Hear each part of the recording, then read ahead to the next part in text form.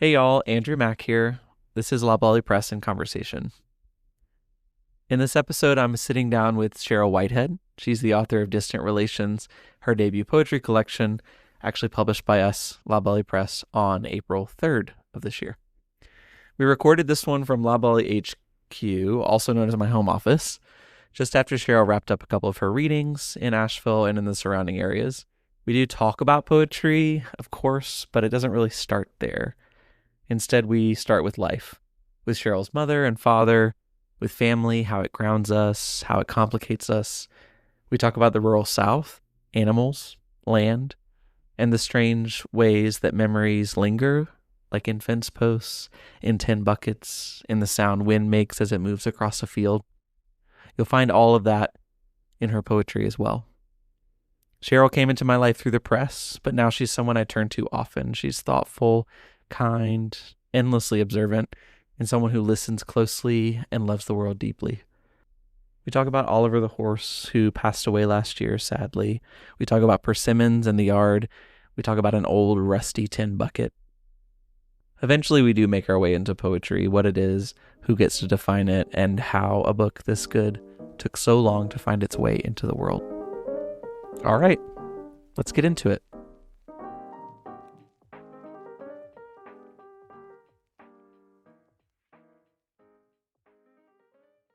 Well, my mom is my hero, really, because she grew up on a tobacco farm. They were sharecroppers on the Siler place in Siler City where I teach. And she pulled tobacco in the fields and got up at before the sun came up in the morning before school to milk the cows. And, just a farm life, not a huge amount of money. And then I know she worked in a hosiery mill for a while, but I think I was in 7th grade. She saw an ad in the newspaper back in the day when newspapers were a thing. And she saw a job in there for a United Family Life Insurance Company. And she called the guy, and the guy met with her. She got the job.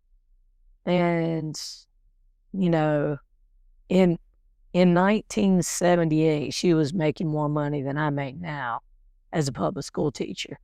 And she is a genius when it comes to money. She knows how to invest. She helped a couple of guys who lived around her, Eddie Bennett and Mabon Stewart. Mabon had been in World War II and his feet froze and he could barely feel his feet. So she helped him get disability. And Eddie had very bad stenosis, pulmonary stenosis. So his back was curved, it crowded his lungs, and she helped him get his disability also. So just doing stuff like that. She's just a genius when it comes to like papers that I don't understand. She knows what to do with money, and that's just it. So, we're very different, but I always really admired her because how ambitious she was, given where she came from. And what's your relationship with her now?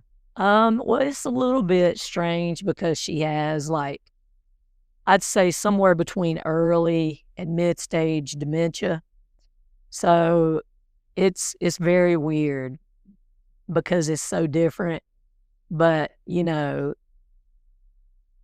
so many people go through that.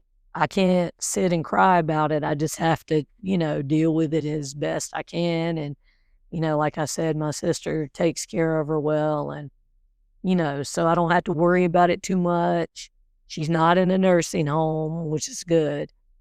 So I'm glad about that. And then I try to do what I can with my niece to take that pressure off my sister. And since I'm a public school teacher, if my niece needs to be, disciplined, I know how to do it. In the proper way. Correct. Well, sometimes I tell her about herself because, she gets a little, she's 9, but it's like she's got a 16-year-old mouth.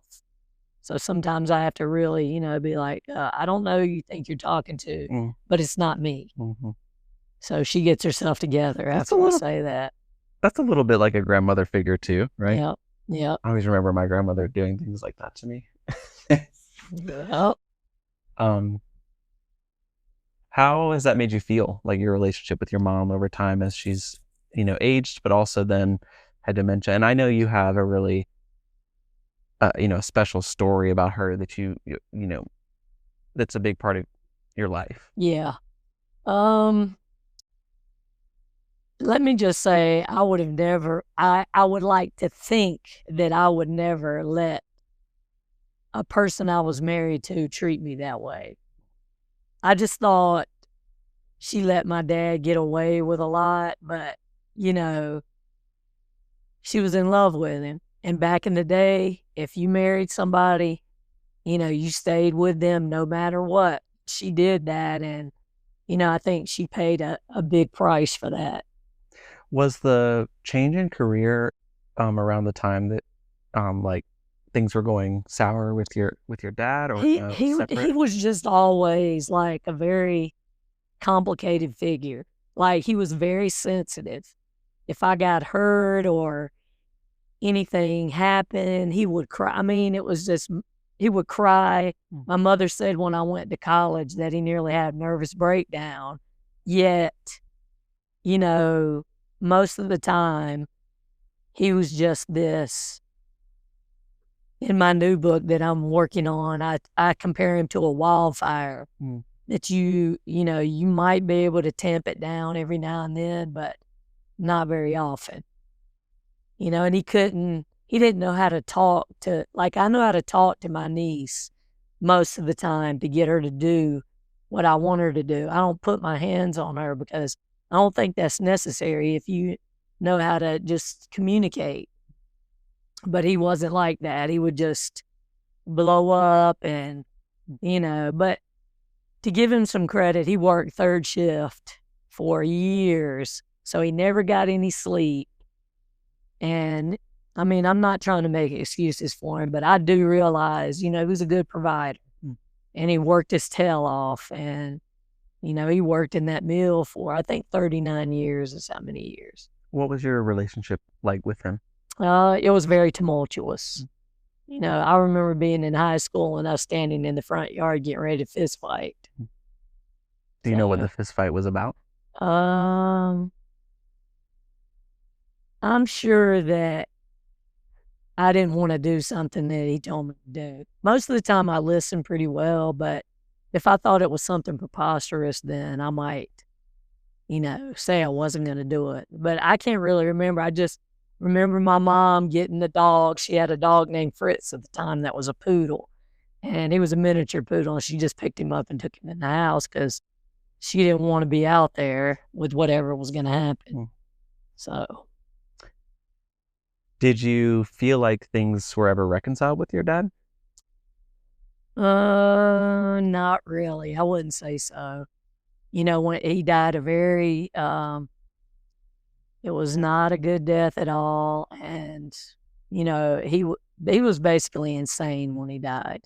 And I remember I couldn't sleep on my back for like a year because he was in the hospital and he would raise his hands in the air almost like his fingers were chasing something and he could never get it.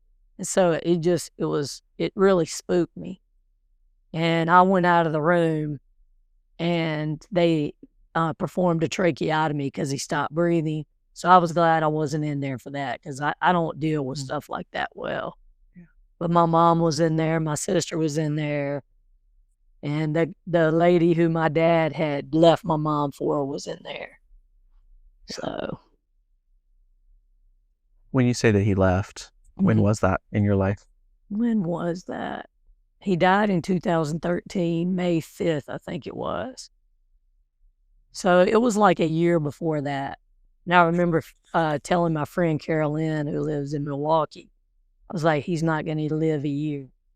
Because I just knew that the hole he was going down. So. Do you think part of his decline was making that kind of rash decision? Yeah, because he couldn't handle anything out of the ordinary. I'm kind of like that too. I don't do stupid things because I can't deal with the consequences of stupid things. Hmm. So, but then I'm a woman, and I think sometimes it's harder for men to control whatever their urges are or whatever they want to do. I don't think sometimes they have the same reasoning ability that women do. Or maybe they weren't taught to have that same reasoning ability. Maybe so. Maybe the privilege kind of allowed them to skate by without having that protective thing that Yeah. some of us have. Because I feel like I have that kind of feminine reasoning, that Okay. the way of seeing life. Okay. But I look at people like my father, and I'm like, my dad definitely did not have that. And I see it, in all the years I've taught. The boys are so far behind the girls as far as their emotional maturity and development. Mm. So I have to really keep that in mind when I teach, no matter what age level. Yeah. Because it's just so different. Can you kind of paint a picture of why your mom is the person you dedicated the book to? Well, like I said, she's just my hero.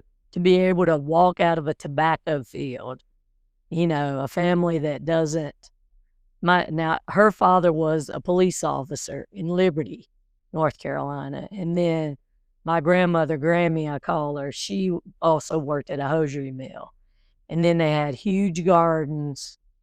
I just think how she grew up drove her. And she had aunts who were very good entrepreneurs, very wealthy entrepreneurs. So she had examples. It just wasn't her mom and dad. So do you feel like I answered the question? I kind of skated around that one. Do you feel like well, actually, one question I have is, do you feel like the writing helps you connect with her? I think so. I think it helps me to parse out everything that happened. Why would such a brilliant woman be with a man who would, just treat her any kind of way? That always perplexed me. I could not understand that. But, then again, it wasn't me, and I've made my own mistakes. So I can't judge, but it is very strange. How does your family extend kind of beyond your parents in kind of your circle of influence, not just with your writing, but in your life? Well, my aunts I mentioned, especially my Aunt Peggy, who lives in Atlanta, she owned her own accounting firm called Peggy Matthews Accounting. And she sold it when she was really young. She is just serious business when it comes to business. And my Aunt Dot was the same way. Now, Dot was a little bit more standoffish, but I remember being in graduate school and I needed money. And I asked her for, I think it was $1,000, and she loaned it to me. And then when I got one of my student loans, I paid her back. And then my Aunt Glenda, who lives in Myrtle Beach, she and her husband have a furniture. They make their own furniture and sell it. So I had good examples in that way. My teachers, I had a teacher named Miss Hartzell, who was tough as nails, but so smart. I had her in the 8th grade, and then I had her again in 12th grade for AP History, American History.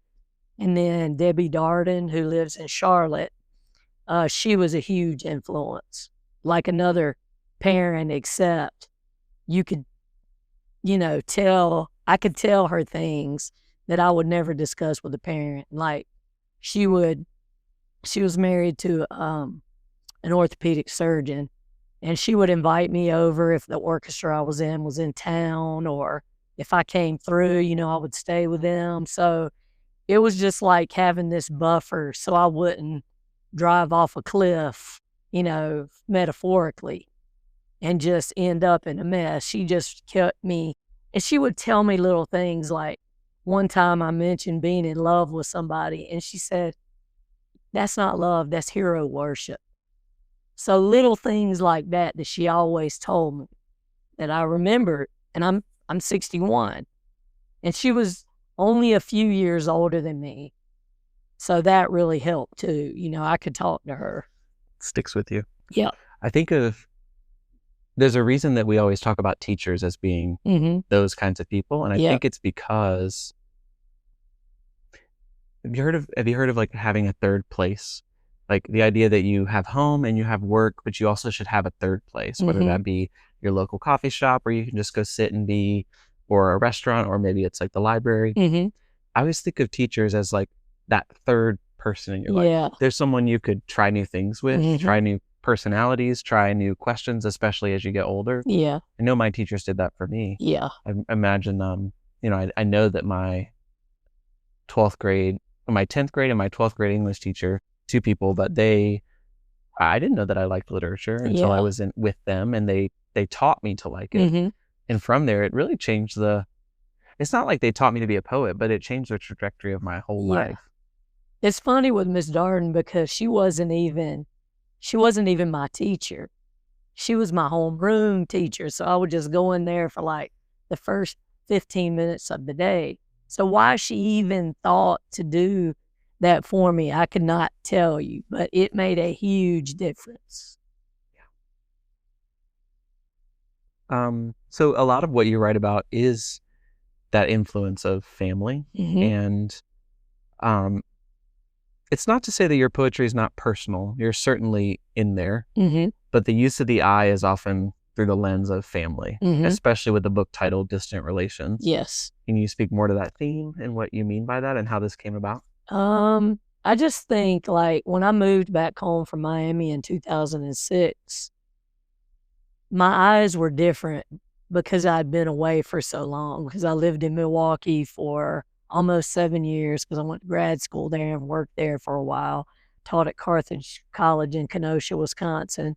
Played in the Kenosha Symphony, did little freelancing gigs around. Lived in Miami for 13 years and taught in Liberty City. So when you go away and you're in urban environments, it's like you just see home with totally different. I started to notice things a lot more and then remember things from childhood a lot more. So the people around, like Betty Jo and Robert, who lived in a trailer right down the road, and my cousins live on the land that my grandparents got in the Homestead Act. Who else lives around there? This guy, Jeff Morrison, who has sheep and chickens, and he sells eggs and whatnot. Just all the people who live around there who are, just such interesting characters, but they're just regular everyday people. And that's who interests me. I'm not trying to take away from the fact that people who are born well off, they do well. They most of them work hard. But when you walk out of a tobacco field or you walk, as my father did, off a farm where my grandfather had a third grade education. Now, my grandmother graduated from high school, but still, those are not easy things. So for my mother to take us where she did, as far as the socioeconomic level, and also provide for me to go to school, just to do things. And also, she thinks I'm not much of a risk taker because I don't risk my money because I don't have the money she does. But I took risks as far as moving away because I wanted to be able to live in different places and see different things and just be around different kinds of people. You did. You have a taste for what's out there. Yeah. This is where you and I are really similar, is that I grew up similarly. My family walks off a farm. My dad is in construction. You know, they've all been laborers for as long as we can remember. And so in a way, I become the first member of my family to step beyond that. And in large part because of my grandparents on my mom's side, who really kind of pushed us to, I wouldn't say be better. Yeah. Because I don't put a moral value on kind of that working class, poor side of my life. In fact, I attribute it to a lot of my drive. However, they did push us to want to be educated in a way that my family wasn't, to go to college. And I always excelled at school, but that feeling of like, I could actually go to college and maybe I might even go beyond. Because I know you have you have your undergrad, Mm-hmm. PhD. Yeah, I don't have a PhD. Like- I have a master's in music performance and then an MFA in creative writing. I did work on my doctorate of musical arts at the University of Miami, but I didn't finish because I didn't like the teacher that I had down there for French horn. The guy who I was supposed to study with died like a week after I got there. He played in the Santa Fe Opera Orchestra principal horn, and was just an amazing guy. His name was Robert Elworthy, but he passed like right after I got there, and I just think that changed the whole thing. And I had a full ride. It wasn't like there was a problem. I made straight A's, but I just didn't. It was very patriarchal, and I didn't like it. It wasn't a feel. It wasn't the right feeling. It wasn't. Right? Yeah. Wasn't. I like that I think a lot of poets live that way. I felt that way about school. Okay. And I was like, I finished my undergrad and I just needed to be not doing that anymore. Yeah. Not to say I won't ever come back to it, Mm-hmm. but it wasn't something I wanted to continue doing. I wanted to kind of see more, to your point about leaving. I went to school in South Carolina, not far from where I grew up. So being able to leave and go to New Hampshire, Maine, Michigan, I felt like I was getting all these new perspectives, which helped my writing in the end become more diverse. Mm-hmm. Can you talk more about music and how music played a role in your desire to write and how it kind of comes in and out of your writing now? Well, I played trumpet. I started on trumpet in the 6th grade band, and I was terrible. I had a band director named Dean Hall, and he was a very good band director, but he basically told me trumpet is just not for you. And I heard Did he say why? Yeah, well, because I sucked. I mean, that's it. I just wasn't good. So I heard one of the high school boys playing the French horn, and nobody wants to play French horn because it's so difficult, but I like the sound of it. I can't remember that kid's name anymore, but when I heard it, I was like, oh my God, I want to play that. And I told Mr. Hall. And so he was like, oh, go back there and get you a French horn. So I went back there and got it. He gave me a fingering chart. And then he said, oh, just go home and teach yourself how to play it. What is a fingering chart? It just basically tells you which rotors you push down when you're playing. Mm.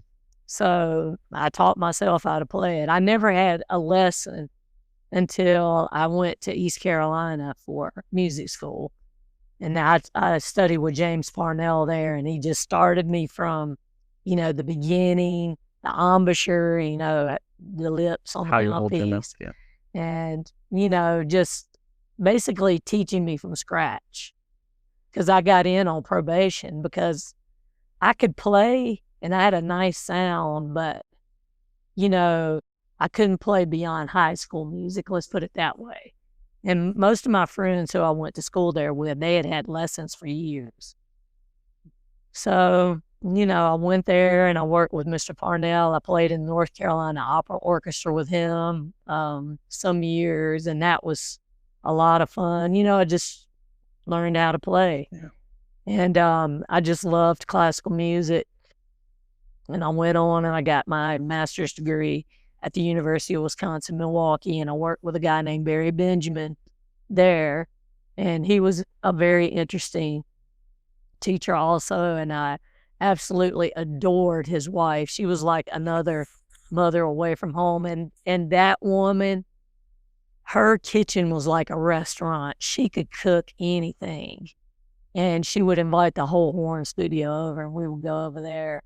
So music was not only like a technical thing where I was learning the music, but, musicians always, it's cutthroat in ways, but it's also like if you find the right people, they'll kind of nurture you and help you. With the community you're talking about in music, mm-hmm. Is that similar to how you feel about the writing community or poetry community? Yeah. Because you went from music and then now you got your MFA and you've been teaching English now. Right. And how does it differ or is it the same? It's similar. I mean, you'll meet people who, they're not going to do anything to stab you in the back, so to speak. But, there are other people you need to stay away from. So music was like that too. There were people who, and they would nurture you, peers and whatnot, and you nurture them. But, what you have to realize is both fields are also competitive, and everybody in the poetry world and really in the music world too, everybody's vying for like a job playing in a symphony, a job playing in a quintet, or, getting in a literary journal. Or a book, getting a book published. Yeah, exactly. And I say one of the things that is kind of a weakness with me is I'm not good at BSing. I pretty much say what's on my mind, and it gets me in trouble at times. Like, I have a friend named Andrea Thompson who lives in Greensboro, and I would say certain things in faculty meetings sometimes, and Thompson would tell me, she'd be like, Whitehead, if I said that in a faculty meeting, I would be fired, because she's a Black woman. And she would tell me that, and I would be like, well, what do you mean? And, she said exactly what I said, because, you'll just say whatever's in your mind, and I can't do that. So it's kind of like that in music and in poetry too. You have to watch your lip. You can't, keep stuff kind of close to the cuff, and that's more difficult for me, especially if I feel like something is not right. Kind of like what your niece is doing a little bit. She's pushing those boundaries, and then you have to kind of, yeah, rein her back in. Mm-hmm. But I think it's sometimes it's really important to speak up. And I think when you and I met, it was a moment for both of us to kind of speak up about, you're 61 years old and this is your debut collection. Yeah. I don't know how that happened because you're an incredible writer with something to say, and you've dedicated yourself to your craft. I have. And part of what I wanted to do with this book and to support you was say, like, Cheryl's here. Like, this voice deserves to be a part of the canon. And how do I get your voice out as far as it can go? So I see a lot of you, speaking up in that way and letting me speak for you too. And then also I just see a lot of your your entrepreneurial spirit in you, because I know that you're a teacher by trade, you're a musician, you're kind of a polymath in all of these different worlds. But then also we've been talking about selling books, and, we've been doing really well, and partially because you were out, you said, like, standing on the corner, selling books to people who you don't know, and at school, like capitalizing on your students as people who they're interested in helping you sell more books and planning events. Yeah. How's the entrepreneurial side of our work together feeling? Really good, because the kids at school are amazing. I mean, I teach it in early college, and I mean, their IQs are out of sight. And the way they think about things, because I just teach the freshmen and the sophomores. But like when I went into the room to meet with a marketing class about the book, because their teacher let me, basically ask them if they would be willing as one of their final projects to do the marketing for the book. And the stuff they've come up with, I mean, this kid named Aries has helped me do all the stuff to go on Instagram and other social media. I mean, he's been helping me do all of that. Yeah, we've had spoken word poems now, not spoken word. We've had your poems read. Yeah. Where or on the Instagram page, but also just visual representations of it that match the theme of the poems. And they're really cool. And so glad to get your students activated in that way about poetry of all things. Yeah. I talked to Candace M. Kelsey, who's a poet and also a teacher. And she splits her time between LA and Augusta, Georgia. So back and forth. But she was saying something similar, that the way that you kind of get them activated about poetry or words and literature is what you're doing, where you say, like, this is help me do this. Help me get it out there. Yeah. And also giving them the freedom just to write. Yeah. And not try to tell them how they should write or what they should say. No, I don't do that, because I don't want people to do that. For me, I have one girl who's in the freshman class, jazz class that I teach.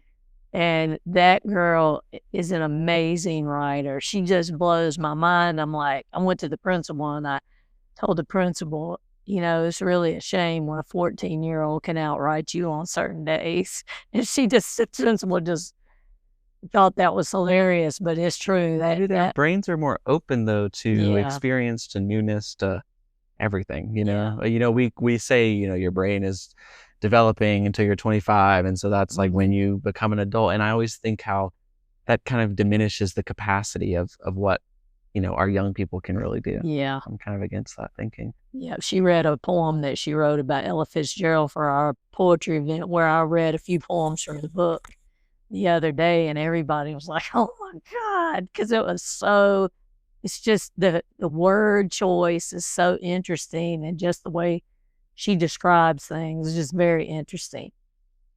I love that she's thinking about Ella Fitzgerald. Yeah, well, because she's in my jazz seminar class, so she has no, choice basically, because we had a use on Ella. We just had an event at the Black Mountain Center for the Arts, and the event they did was 5 student poets from Warren Wilson College. Oh yeah. And then 5 poets from the Dark City Poets Society in Black Mountain, and I was part of that, which was amazing. And then they had 3 headliners, Lee Stockdale, Mildred Baria, and Glennis Redmond. Yep, I saw and one of the things that I was most impressed by were how the college student poets were killing it. They each only read one, but they were so interesting. Some of the stuff they were doing really inspiring. I mean, I stood up after them and I was like, I gave them a note in there. I said, here, this is really inspiring for me to hear you doing that. Yep. I think we maybe sometimes think poetry has gone the way of old folks, and that it's not. The young people are speaking. They are. And they're ready to talk. And I don't know. Do you have anything to say about that? Well, I'm just amazed by them every day. I mean, that event that we had we had it in the school library, as I mentioned, and it was just amazing. Most of the poems were like from collections that were already written, like Michael Harper's book about John Coltrane, Dear John, Dear Coltrane. We did a Sonia Sanchez poem about Ella, and Aries and another student sang a song. Who else? I mean, it was just like interesting array of poets on there. And then I read some of the musical poems from my book, the one that mentions Coltrane, because he's been a huge influence on me just because of the way he develops. Yeah. Like leitmotifs. He's like Beethoven in that way. I always compare a Love Supreme to Beethoven Symphony 5, because Beethoven Symphony 5, of course, but Coltrane is I love supreme, I love supreme. So that same little leitmotif, but then both composers take it and develop it into this amazing 4-part piece, 4-movement piece for Beethoven and 4 parts for Coltrane. So, can you read that poem now? The Coltrane poem, sure. Read it to me. Nocturne. It's on page 52. Alrighty. Nocturne. History is a fistful of feral weather, a brief explosion of snow. Parts of us litter the roadside where bare vines climb shafts of moonlight, and faint sounds of Coltrane float above a field of failed stars. Farmhouse windows glow like inextinguishable lanterns. An understory of snow cloaks the road. Can you talk about that poem a little bit, where it came from and what it means to you? Well, particularly with the syntax, I'm trying to kind of do what Train did as far as the way he would develop his leitmotifs. And I tried with the syntax to kind of mimic what he does musically. I know that metaphor at the beginning came to me, like I was just walking around somewhere at home, and that came to me, and I think I typed it in the notes in my phone, and then I just came back later and worked on it. It's funny how all poets are like that. Yeah. Everyone that I talk to is carrying a notebook. They're doing the Mary Oliver thing. They're carrying a notebook. They're writing in the notes on their phone, whatever. Yeah. I do that too. It's interesting if you look at the like if I were to describe the structure of this poem, it's, 8 stanzas, each stanza's 3 lines. And it reminds me of what we were saying about the 4-part creation of Beethoven and Coltrane, but you've just doubled that. You've repeated it. Yeah. Yeah. And so you've got the 4 parts, and then you've got the 4 parts again. Yeah.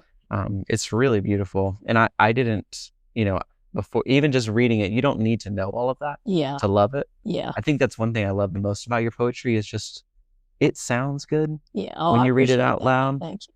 And it sounds good in your head too. Yeah. When you sit down and read it. Well, I had a teacher at the Swanee Writers Conference who, it's hard-nosed as all get out. Mary Jo Salter is her name. And when I first worked with her, I had no degree in poetry. I just read a lot. I was, writing.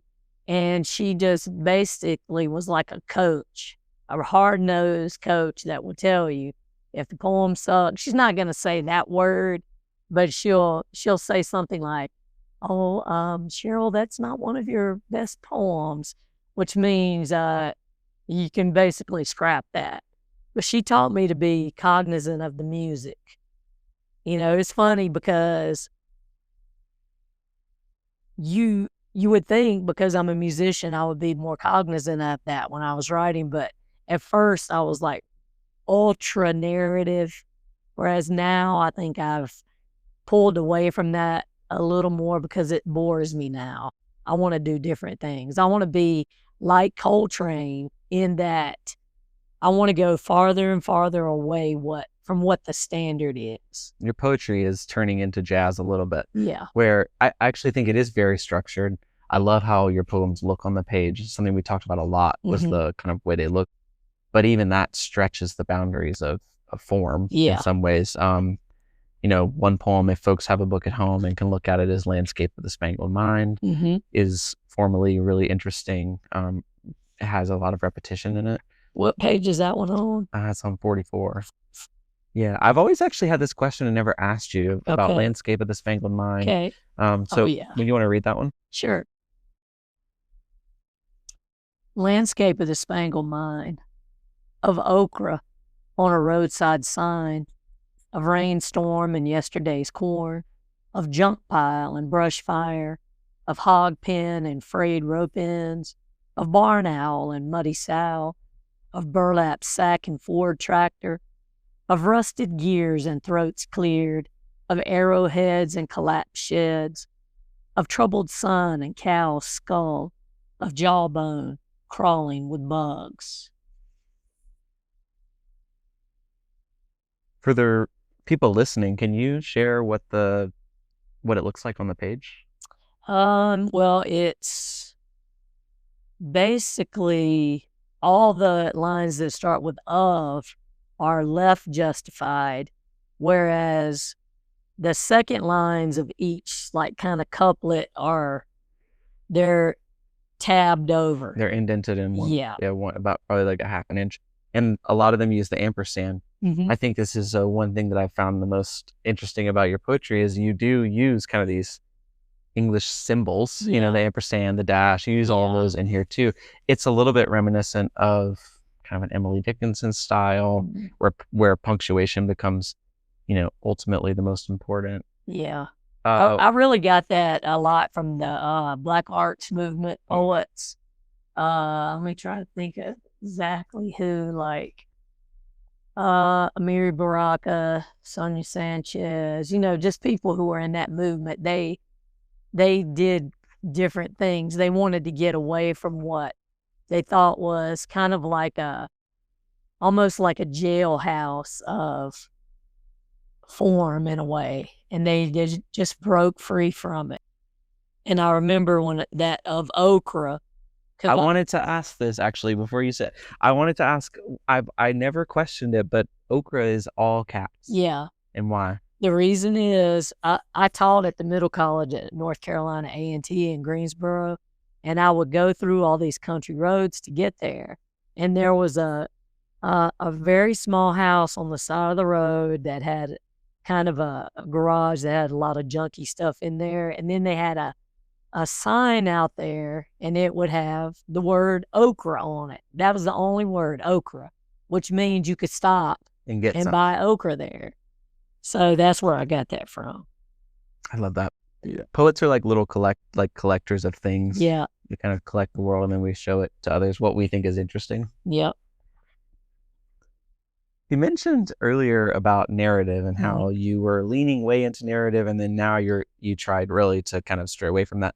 I don't think that narrative is not the defining arc in distant relations at all.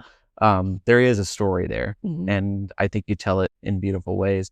But I wanted to ask, why did it feel like you decided to stop writing with that sense of narrative, and when you did, what changed? I just got tired of myself. I got tired of reading those poems, and I really tire of them now. When I pick up a book and I start to read, I want to be like surprised, like with somebody like Douglas Kearney. His poems, they look surprising on the page, and they're surprising when you hear them too. I don't even know how he reads them, because the way they look on the page, it doesn't seem to make sense, but he does it, and just like pushing boundaries like that. I like it. I'm just bored with the regular everyday story. I want something different. And so you write that. I try to. I mean, like you said, there are narrative poems in here, and I'm not trying to say that I'm totally away from that, but it's gotten to where it bores me. I don't think that there are narrative poems, but I think that there's a narrative that connects the collection, but that's part of making a collection of poems. Yeah. In that book up there, oh yeah, that Jenny George wrote, when I heard her read, I think it was in Hillsboro at Bull City Press was having an event, and she read there with Sarah Rose Nordgren, who's a good friend of mine and who's been a good mentor for me. Jenny read, and I was absolutely blown away. Just that book had a huge influence on me. Yeah, I'm actually borrowing that from you currently. Yeah, that book is incredible. Jenny George is The Dream of Reason from Copper Canyon. Maybe the best poetry press in the country. Yeah, she's incredible, and not very old either. No, she's got a new book either coming out soon or has come out. Yeah, I need to get that book. I think it just came out recently. Yeah. Sarah Rose Nordgren, who you mentioned is a friend of yours, wrote actually a blurb for us for the back of the book. Yeah. She wrote, Cheryl Whitehead's distant relations reveals what remains in the quiet after the actors have left the stage. I love how these poems, with their keen sense and attunement to beauty, invite me into their world, into the solitude of a crumbling rural landscape, teeming with non-human life. Each poem is a still life with movement, memory, and sublime music.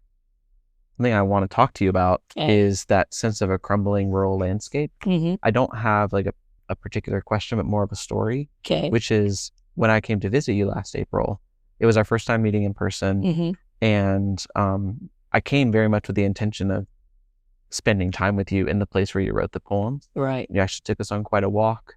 We walked around to kind of the places where you walked when you wrote some of the poems. We met your favorite horse, Oliver, who's passed away since. I'd love to talk about him a little bit. But we also walked to the place that's on the cover of your book. Yes. And I just wanted you to maybe tell us a little bit about that place and why it's so important in a book that seems to be about family, but ends up being about actually the landscape around you. Yeah. And the people, like the people, yes. Now that's the Fraser place. And it's like 2 houses down from my grandparents' homestead. And in 86, my parents moved out there and built their own house. It's just like everybody around there knows each other. Most of them went to the Quaker Church, Cane Creek Friends Meeting. And I don't know Sue Fraser well. I can't even remember her husband's name. And they live in Chicago now. But, just their place, I walk out there all the time. Nobody says anything. They're not there. I think her son or brother I'm not sure. He lives up over there. His last name is Overcash. And, nobody says anything. There's a persimmon tree. Oliver used to break out every now and then and walk down under the persimmon tree to eat all the persimmons. Mm. So, it's just one of those places that is so beautiful. There are beehives out there, the persimmon tree. But like you said, the house that everybody came up in is crumbling. Mm-hmm. It's got the Frigidaire in there, the Kelvinator. The bucket. You write a lot about the bucket. That's right. Mm-hmm. Yeah, they're all in there. And so these images from the poem or from your life made it into these poems in this specific place. So I love that we got to choose that photo that we took that day. Mm-hmm. Garrison, my husband, actually took this photo. Yep. We got to put it on the book for folks and share that with people. And I hope that that's what some people get out of the book is this experience of almost that thing you and I were talking about of the escape or the seeing a place in a different way. Yeah. You moved away and it was only then that you saw home with new eyes. Yeah. I feel similarly and I want to share that place with people. A lot of what I think about with Southern writing is that it is a place of decay in some ways, maybe not unlike a lot of other places, but in a time that's really politically charged and that it sometimes is maybe hard to be a person in the South who has more liberal values or maybe is of a different identity. How does that factor into your writing as well? I mean, I just try to be respectful of everybody and the way they see things, and I try not to push what I think off on others.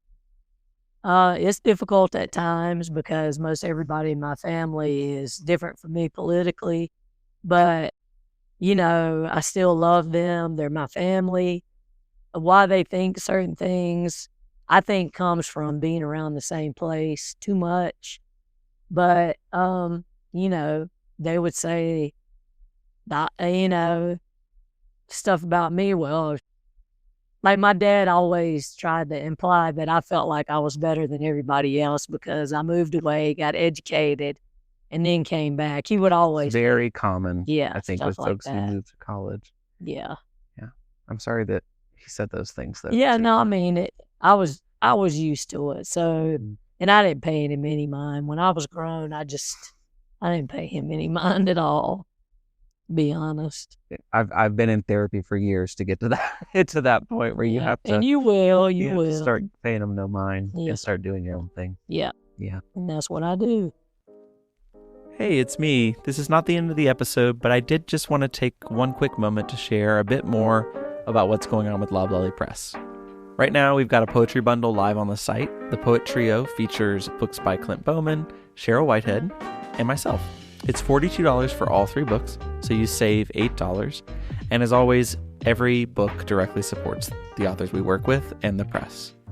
We're also offering free shipping on all orders over $25, which is something new, but we know it really makes a difference these days.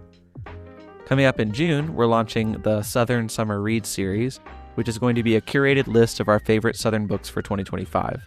That'll go out on Substack, so make sure you're signed up at loblollypress.substack.com. And hey, if you're enjoying the podcast, leave us a quick review and sign up for our newsletter at loblollypress.com. Every new subscriber gets a free download code for Weekend Revival, which is my first chapbook. All right, back to the episode.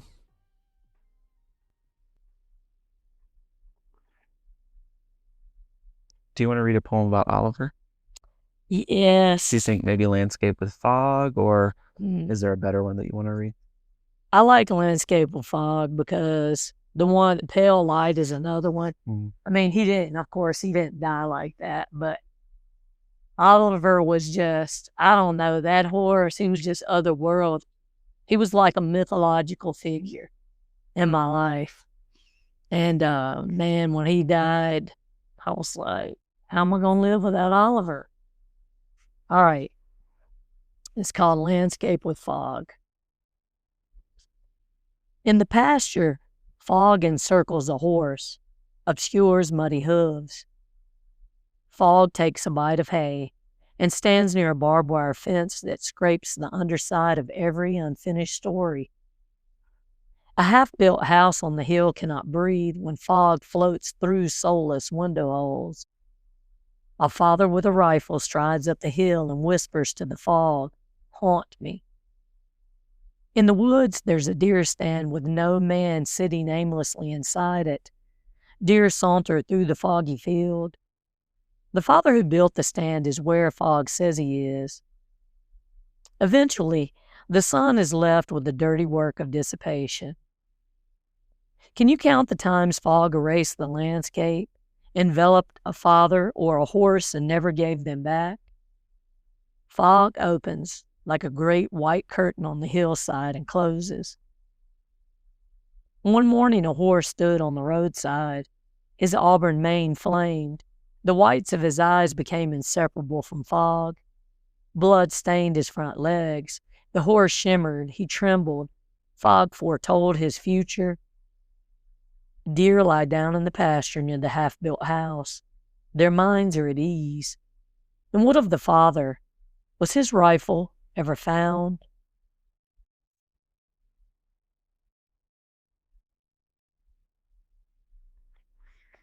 What are your thoughts on that poem?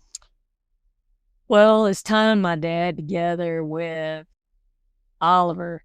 But I have to say, what really gave me like the impetus to write this poem was I did see a horse on the side of the road and somebody had hit it with a car. And it was a foggy morning. He was standing there. His legs were bleeding. You know, the blood was just going down his legs to his hooves, and he was trembling because I'm sure he was in shock. And, you know, you don't forget something like that, especially when you've lived in Miami for 13 years. You're not going to see a horse on the side of the road that's been hit by a car. That's just it. And you're not going to see too much fog in Miami. So just this whole mysterious thing. And, you know, Oliver just always, for whatever reason, he was just my muse. I can't explain. It's like I told my first poetry teacher, Susan Fear, who was at the University of Wisconsin-Milwaukee. I told her about Oliver because she asked about this poem and some of the other ones. And I just told her that he was some otherworldly figure. You know, I could talk to him. He never talked back, but it was as if he did. And she wrote me back saying that she wished that she had a friend like that, because there's nothing like it. An animal who can't give you any lip. They're just there, and, you know, there's this relationship between you and whatever animal they are, and that's it. You know, Oliver would have his moods. Like one time I fed him a bunch of acorns that I had picked up, and he didn't like them, and he spit them all over my shirt. You know, stuff like that. But my niece and I would bring him apples and stuff like that, you know, to keep him happy. And so Oliver's just interesting. He was approachable but aloof at the same time. Yeah, I met him. He was quite aloof. Yes. Yeah. He was interested in you as much as you had something to provide for him. Correct. And whether that was food or an experience or talking, whatever, he was into that. Yes. But when you met him, he was kind of old and he was reaching the end. Yeah. So he just couldn't be bothered that much anymore after that.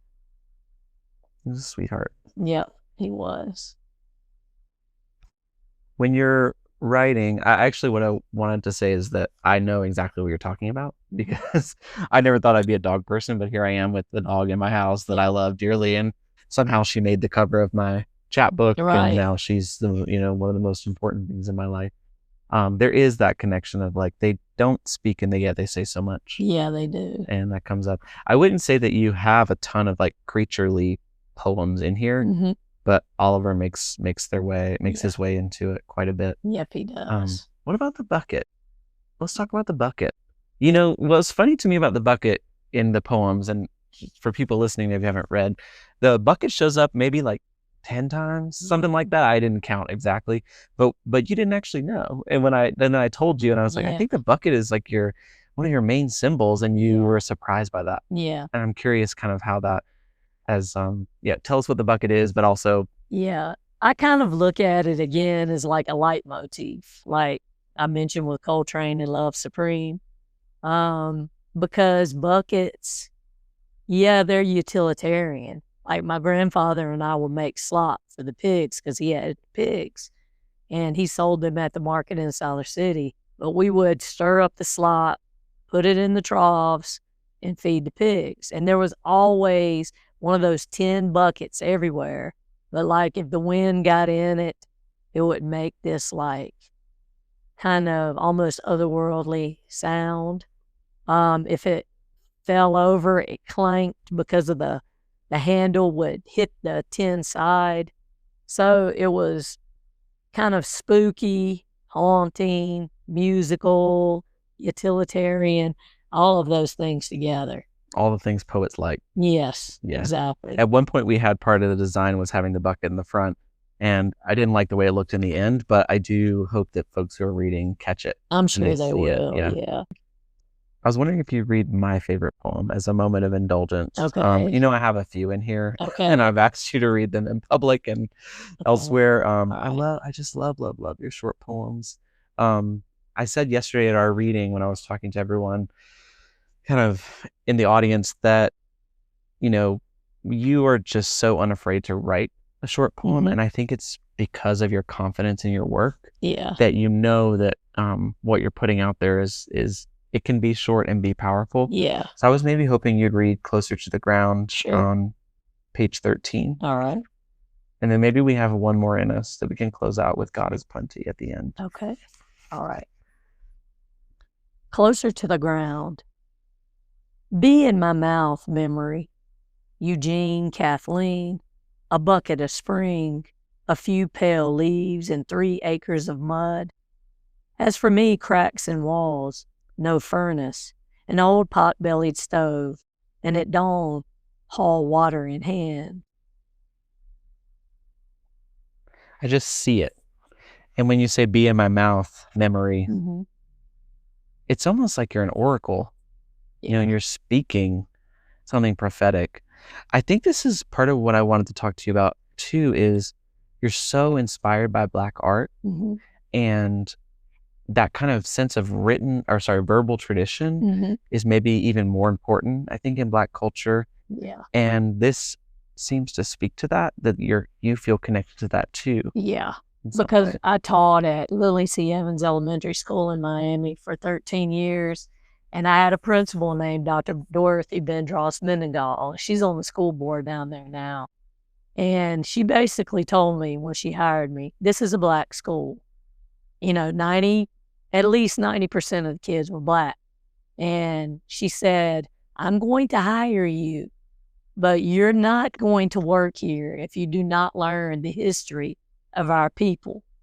So I was like, I had to have a job, and I got in there, and I learned. I taught myself. Yeah. So I'd basically listen to what she told me because I needed a job, and the more I got into it, the more I started to see like the incredible richness of the music, the poetry, and the culture in general, the food. Oh my God, the food. Just Black culture in general. I just felt like I was put there in order to be able to absorb all of that. And then, like I said last night at the reading, I wanted to teach the kids a jazz class. So the principal bought the Wynton Marsalis Jazz for Young People thing from, I think it's Lincoln Center. It's a textbook or? It's actually these like small, not really booklets, but 8.5 by 11. And, it has certain things in there, but it was mainly the CDs. And Wynton Marsalis explained everything. So while I was teaching the kids about jazz, I was learning about it too. And little did I know how important it would become to me and that I would end up teaching the jazz seminar class at Chatham Early College. Yeah. So, I mean, it's just, it's just interesting. Like if you open yourself up to things, to learning things that you know nothing about, that it'll just change you in ways you could never imagine. And Patricia Smith, I heard her read in 1993 at the Asheville Poetry Festival. And I wasn't scared of anything back then. I think I was 30. And I walked up to her after her reading because she blew me away. And I asked her, would she come to my school in Miami and work with the kids? And she said yes. And she didn't get paid anything to come. She came. I got her a plane ticket. I, got her a hotel room, but she came for nothing. She was a big name even back then. Now, of course, she's been up for the National Book Award and all these things, just an incredible spoken word and written poet. Both. She can do both with aplomb. So I want you to, before we go, you're someone that I go to and I say, Cheryl, what should I read? We were in the bookstore yesterday and I was like, Cheryl, please just pick me a book of poems that I have to read. And we end up picking up C.D. Wright's Deep Step Comes Shining, which I know is one you recommend often. But can you give our listeners maybe 2 or 3 books that you say like are required reading for poets? I really like Jory Graham a lot. I think sometimes she really, like lately, she's really pushing the boundaries of what poetry can do also. She was formerly married to James Galvin, who his book, The Meadow, just blew my mind when I read it. Now it's more fiction, but yeah, he's an excellent poet too. And those two, Patricia, as I mentioned, when I was young, she just like woke me up. Jenny George, amazing. Etheridge Knight, one of the teachers read a poem for myself that he wrote, his poem, Idea. I told you about this yesterday, Idea of Ancestry. I mean, that dude could write. And he was married to Sonia Sanchez, who's an incredible writer too. I mean, of course, Sonia Sanchez I think she was born in 1934, so she's 10 years older than my mom. So she's getting up there, but, just people like that. Who else? There's a French-Palestinian poet that I had never heard of before named Venus Kurigata. I hope I'm saying her name right. Her book called Nettles blew me away too. Just amazing. Paul Celan's poetry, Cesar Viejo. He has this poem called, I'm trying to remember, Have You Anything to Say in Your Defense is the translation. And the first line is, on the day I was born, God was sick. When I read that poem, I was like, I was just no more good. I was just destroyed. That poem is incredible. I try to read as much as possible because I know it's gonna open my imagination and it's gonna help my poetry as well. Yeah. What are you working on now? What's coming next? Okay, well, I'm working on kind of a hybrid. It does sound poetic in ways because of the music in it, but it's more of a hybrid-y, memoir-ish type thing. That's called Clear the Disturbances.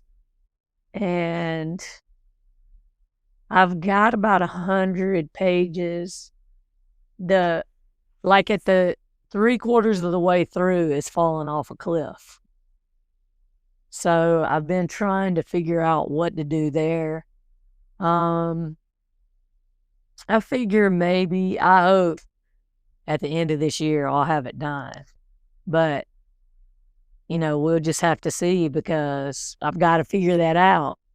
That's the thing, it's a different format for me, but I think it's the best thing I've ever written, but I've got to figure out what's going to go in that part. That's just it. I've read the first draft of it. I think you're on like draft 3 at this point. It's going to be incredible once you figure out what the answer to that question is you're asking. Yeah. I can't wait to read it and see it out in the world. Let's maybe end on the last poem in the book. Okay. Do you want to read God is Plenty on page 55? All righty. God is plenty, and the wind wipes the chimney's mouth with a half gesture. There is no rage, only grief when bricks twist away from the farmhouse's frame. Imagine the world changes owners. Blind drunk fish and forests take charge. Stars crowd mason jars. Lightning bugs prop up the dark.